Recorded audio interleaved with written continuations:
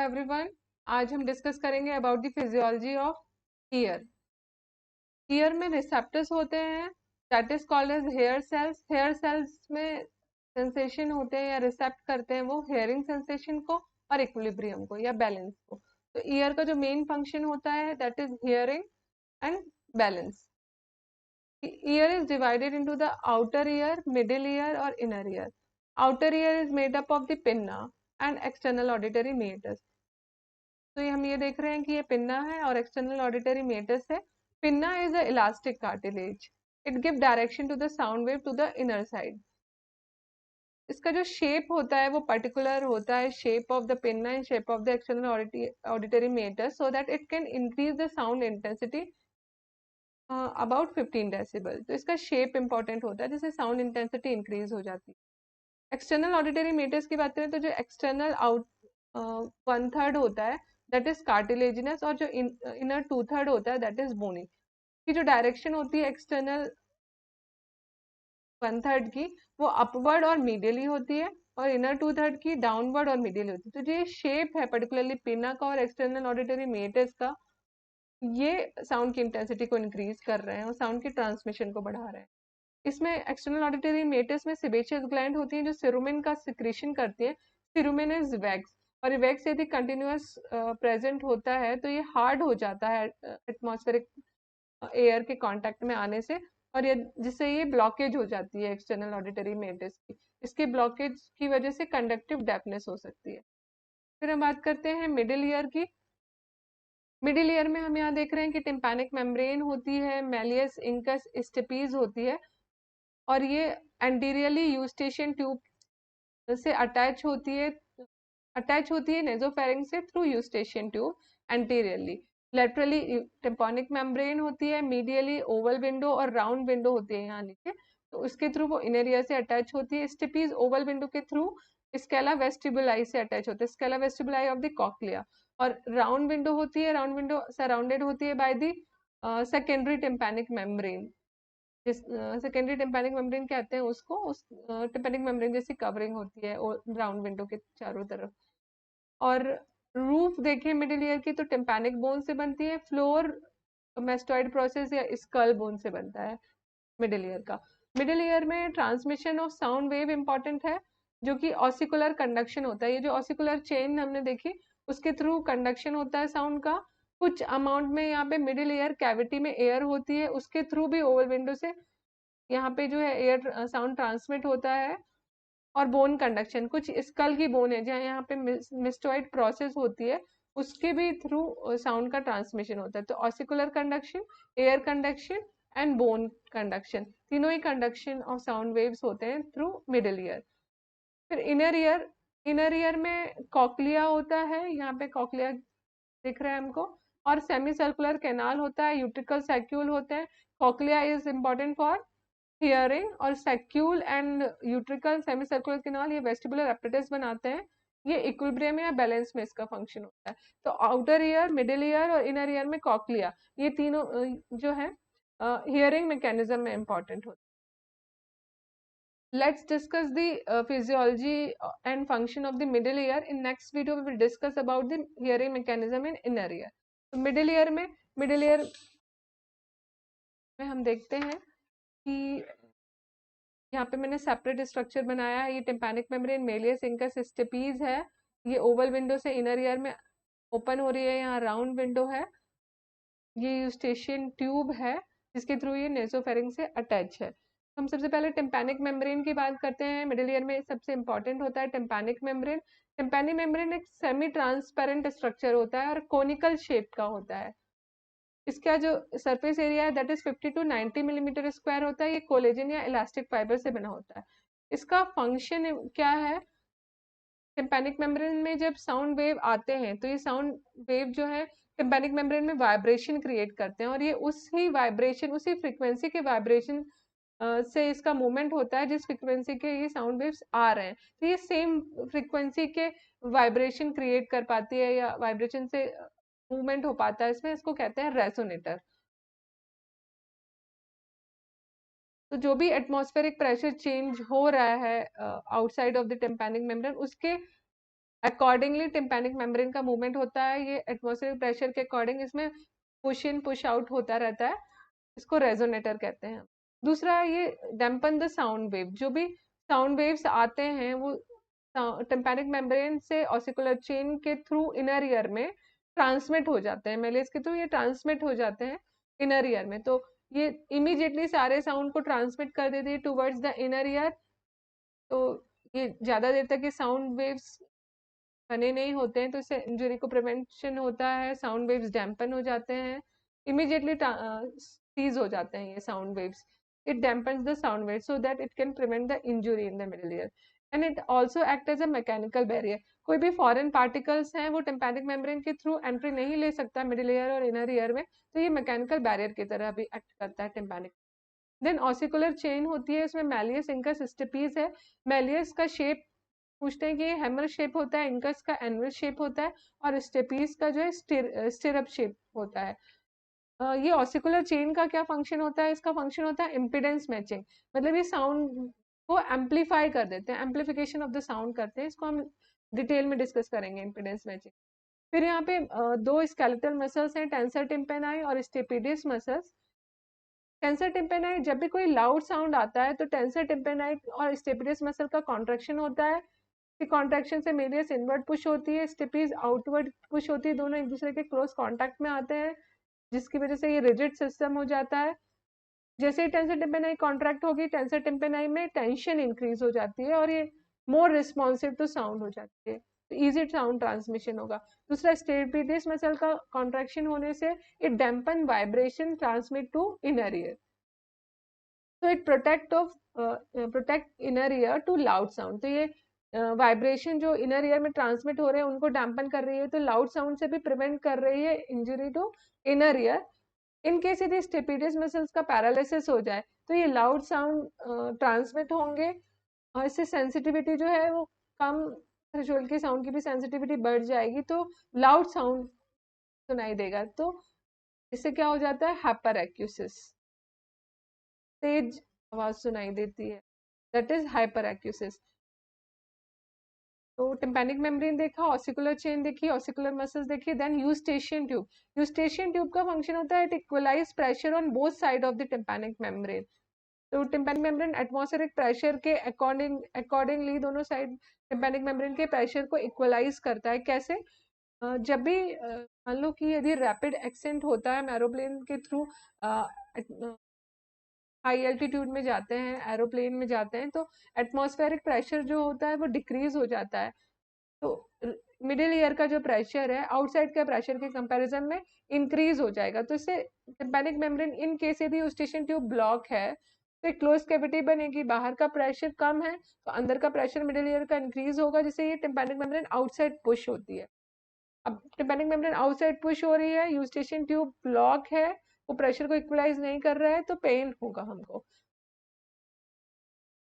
इसी तरह यदि रैपिड डिसेंट हो रहा है तो एटमॉस्फेरिक प्रेशर बाहर इंक्रीज है, इनसाइड प्रेशर कंपैरेटिवली कम हो जाएगा, ऐसे केसेस में टिम्पैनिक मेम्ब्रेन जो है वो इनवर्ट पुश होगी। और यदि कॉमन कोल्ड या किसी वजह से टिम्पैनिक यूस्टेशियन ट्यूब क्लोज है तो अगेन इनवर्ट पुश होने से टिम्पैनिक मेम्ब्रेन के पेन होगा।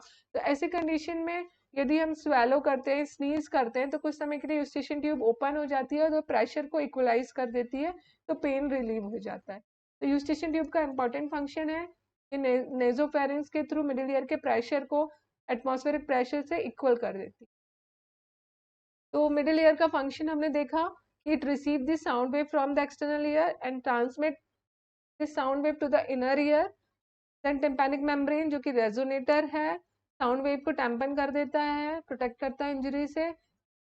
It protect from the it act as a mechanical barrier so that it can prevent the injury from foreign particles.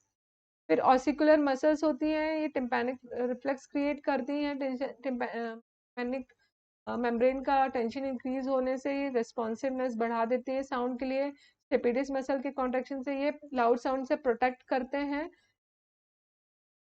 फिर हमने देखा कि यूस्टेशियन ट्यूब दोनों ही साइड टिम्पैनिक मेम्ब्रेन के प्रेशर को इक्वलाइज कर देता है, और ऑसिकुलर चेन जो है एम्पिडेंस मैचिंग का काम करते हैं। तो अब हम one by one tympanic reflex और एम्पिडेंस मैचिंग डिस्कस करते हैं। टिम्पैनिक रिफ्लेक्स की बात करते हैं। तो what is tympanic reflex? It is also called as acoustic reflex. Tympanic reflex, जैसे कि यदि कोई प्रोलॉन्ग लाउड नॉइज आता है तो टेंसर टिम्पेनाई का कॉन्ट्रैक्शन होता है, it pulls malleus inward. Stapedius muscle का भी कॉन्ट्रैक्ट होता है, it pulls stapes outward, so that ossicular chain जो है वो कम क्लोजर, एक दूसरे के करीब आ जाएंगे, उनकी रिजिडिटी बढ़ जाएगी, टेंस हो जाएंगी, टाइट हो जाएंगी। तो जो वाइब्रेशन है टू इनर ईयर वो कम हो जाएंगे, उनकी रिजिडिटी बढ़ जाएगी तो vibration to inner ear is reduce, so that it can decrease the stimulation of the hair cell जो कि receptor होता है। so it prevent the over stimulation of the hair cell and protect या prevent damage to cochlea। so it is called as the tympanic reflex। एक ये protective reflex होता है for the inner ear या cochlea। इसका जो reaction time होता है वो 40 से 160 मिली सेकेंड होता है। 40 मिली सेकेंड में ये रिफ्लेक्स स्टार्ट होती है, 160 मिली सेकेंड में कंप्लीट हो जाती है। तो कोई यदि sudden brief abrupt extremely loud sound आता है लाइक बम एक्सप्लोजन के कंडीशन में या gun shot injury, gun shot के कंडीशन में, तो ये रिफ्लेक्स जनरेट नहीं हो पाएगी, उसका रिएक्शन टाइम 40 मिली सेकेंड पे स्टार्ट होता है, तो डेफनेस हो सकती है। क्योंकि ये एक्सेसिव डिस्प्लेसमेंट कराएगा हेयर सेल्स का फ्रॉम टेक्टोरियल मेम्ब्रेन। हम आगे डिस्कस करेंगे कि हेयर सेल्स और टेक्टोरियल मेम्ब्रेन का कैसे स्ट्रक्चर होता है, कैसे वो अटैच होते हैं एक दूसरे से। तो टिम्पैनिक रिफ्लेक्स यदि नहीं होगी तो हेयर सेल ओवर स्टिमुलेशन होगा और डेफनेस हो सकती है। इसके अलावा मिडिल ईयर का एक और फंक्शन होता है कि ये मास्किंग करता है, जो लो फ्रीक्वेंसी साउंड वेव्स होते हैं उनको फिल्टर आउट कर देता है। जो भी voice of chewing, swallowing, yawning, walking या जो ग्रॉस बॉडी मूवमेंट वाले साउंड्स होते हैं, जो हमारे सेल्फ जनरेटेड साउंड्स होते हैं, जो अनवांटेड साउंड्स होते हैं, उनको डैम्पन कर देता है। और जो वॉइस कम्युनिकेशन वॉइस वाली फ्रिक्वेंसी है 1000 से 2000 हर्ट्ज वाले साउंड, उनको ऑगमेंट कर देगा, उनको इंक्रीज कर देगा, जो अनवांटेड साउंड है उनको डिक्रीज कर देगा। तो ये फिल्टर आउट कर दे रहा है लो फ्रिक्वेंसी साउंड को। लो फ्रिक्वेंसी साउंड जो व्हाइट नॉइज क्रिएट करते हैं उनको फिल्टर आउट करके जो गुड साउंड्स हैं फॉर कम्युनिकेशन उनको इंक्रीज कर देगा, तो ऑडिबिलिटी इंक्रीज हो जाएगी। तो हमने ये देखा कि that is about the tympanic reflex and masking. Now next function of the ossicular chain in middle ear is impedance matching. What is impedance matching? That is amplification of the sound wave. तो हमने ये discuss किया था कि tympanic जब भी sound आता है वो टिम्पैनिक मेम्ब्रेन में वाइब्रेशन होते हैं और ये वाइब्रेशन ट्रांसमिट होते हैं मेलियस इंकस स्टेपीज से foot plate of the stapes में ट्रांसमिट होंगे, फिर ये ओवल विंडो के थ्रू इनर ईयर में स्केला वेस्टिबुलाई में पेरिलिम्फ में ट्रांसमिट हो जाएंगे। तो जब साउंड आएगा तो टिम्पैनिक मेम्ब्रेन में वाइब्रेशन होंगे। एक्चुअली टिम्पैनिक मेम्ब्रेन का surface area as compare to the oval window ज्यादा होता है, दैट इज 50 मिलीमीटर स्क्वायर, और ओवल विंडो का होता है 3 मिलीमीटर स्क्वायर। तो अब उतना ही साउंड जो है उतने ही फोर्स का साउंड कम सरफेस एरिया में ट्रांसफर होना है, तो उसका प्रेशर इंक्रीज हो जाता है साउंड का। और वो ये इसका सरफेस एरिया 50 मिलीमीटर स्क्वायर है, इसका 3 मिलीमीटर स्क्वायर है, तो इसके रेशियो में प्रेशर कितना इंक्रीज होता है? 17 टाइम्स एम्पलीफिकेशन हो जाता है साउंड का। इसके अलावा जो ऑसिकल्स हैं वो लिवर की तरह एक्ट करते हैं, और जो टेम्पैनिक मेम्ब्रेन है that act as a fulcrum. तो जो लिवर रेशियो है दैट इज 1.3:1, बिकॉज मेलियस है, मेलियस का malleus is long 1.3 times longer than stapes, so it amplifies the sound 1.3 times. So in total 17 times tympanic membrane और oval window के surface area में difference होने की वजह से एम्पलीफिकेशन हो रहा है। 1.3 टाइम्स मेलियस और स्टेपीज के साइज में डिफरेंस से हो रहा है। इन टोटल 17 इंटू 1.3 मतलब 22 times approximately amplification of the sound हो जाता है, that is called as impedance matching. तो सपोज यदि ये टिम्पैनिक मेम्ब्रेन नहीं है, ऑसिकुलर चेन नहीं है, और साउंड डायरेक्टली ट्रांसमिट हो रहे हैं through oval window to the inside of the ear, inner ear, तो ओनली 0.5% साउंड ही रीच कर पाएंगे एंडोलिम्फ में। तो टिम्पैनिक मेम्ब्रेन और ऑसिकल्स जो है वो एम्पलीफिकेशन ऑफ द साउंड कराते हैं। एक्चुअली क्या होता है कि साउंड जब एयर और वाटर इंटरफेस से ट्रांसमिट होते हैं तो इनका 99.9% रिफ्लेक्शन हो जाता है वाटर इंटरफेस से, एयर वाटर इंटरफेस से। तो ये जो 99.9% रिफ्लेक्ट होता है उसको हम एकॉस्टिक इम्पिडेंस कहते हैं। तो जो टिम्पैनिक मेम्ब्रेन है it compensating the loss by this air water interface. जो 99.9% रिफ्लेक्ट हो रहा है, यदि ऑलरेडी कम साउंड आएगा, 0.5% पहले ही लॉस हो गया, उसका भी 99.9% रिफ्लेक्ट हो जाएगा, तो साउंड सुनाई नहीं देगा। तो ये जो 99.9% रिफ्लेक्ट होना है, मिडिल ईयर में एयर है, इनर ईयर में एंडोलिम पैरेलिम फ्लूइड वाला एरिया है, तो एयर से वाटर में जाना है, तो 99% साउंड तो वैसे ही कम हो जाना है। तो ये टाइम्पैनिक मेम्ब्रेन और ऑसिकल्स इस साउंड को पहले ही मिडिल ईयर में एम्पलीफाई कर देता है 22 टाइम्स। तो ये जो लॉस होना भी है उस वो कंपनसेट हो जाके प्रॉपर साउंड हम हियर कर सकते हैं। तो amplification, this amplification by a tympanic membrane and ossicle, it's compensating for loss through water air interface, that is known as impedance matching, and middle ear is known as impedance matching device. So that is about the hearing mechanism in the middle ear. What is the function of the middle ear? Let's revise once again. हमने देखा कि middle ear का function है, it receives the sound wave from the external ear, it transmits the sound wave towards inner ear, then through tympanic membrane which is acting as a resonator, same frequency से sound frequency जो atmosphere की उसी के through tympanic membrane के frequency vibration होते हैं, tympanic membrane का उसी फ्रीक्वेंसी से वाइब्रेशन होता है जिस फ्रीक्वेंसी का साउंड आ रहा है, फिर ये साउंड वेव को डैम्पन कर देता है। तो यदि लाउड साउंड्स आ रहे हैं तो वो इनर ईयर को इंजरी नहीं होगी, तो ये डैम्पन कर रहा है लाउड साउंड को, मैकेनिकल बैरियर की तरह भी एक्ट करता है, तो फॉरेन बॉडी एंट्री नहीं ले पाते हैं मिडिल ईयर में। ऑसिकुलर मसल्स जो होती हैं, इससे टिम्पैनिक रिफ्लेक्स जनरेट होती हैं, ये लाउड साउंड से प्रोटेक्ट करते हैं। यदि स्टेपिडिस मसल की पैरालिसिस हो जाए तो हाइपर एक्यूसिस हो सकता है। तो ये जो ऑसिकुलर चेन है that creates impedance matching, that amplify the sounds, amplification of the sound is important in the via ossicular chain. Then eustachian tube, it equalizes the pressure on both sides of the tympanic membrane, and so tympanic reflex and impedance matching is by middle ear. Then we discuss the how amplification of the sound occurs via this tympanic membrane oval window surface area difference 17 times, and both bones के जो size से difference हो रहा है 1.3, in total 22 times, कैसे amplification हो रहा है।